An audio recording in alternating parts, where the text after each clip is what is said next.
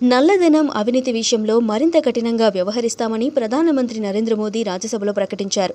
అందుకోసం తమ ప్రభుత్వం కేంద్ర దర్యాప్తు సంస్థలకు పూర్తి స్వేచ్ఛను ఇచ్చిందన్నారు. తమపై మోదీ సర్కార్ ఈడీ, సీబీఐలను ప్రయోగిస్తోందని ప్రతిపక్షాలు కొంతకాలంగా ఆరోపణలు చేస్తుండటంపై ప్రధాని మోదీ తీవ్రంగా స్పందించారు. దర్యాప్తు సంస్థలు నిజాయితీగా పనిచేస్తాయని, ఏ అవినీతిపరుడు చట్టం నుంచి తప్పించుకోలేడన్నారు.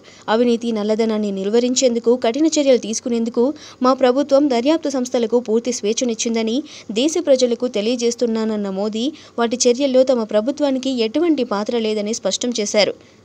ఢిల్లీలో ఆమ్ ఆద్మీ పార్టీ మద్యం కుంభకోణంతో పాటు పలు అక్రమాలకు పాల్పడిందని, ఈ చర్యలపై ఫిర్యాదు చేసిన కాంగ్రెస్ ఇప్పుడు యాప్పై చర్యలు తీసుకుంటే విమర్శిస్తోందన్నారు.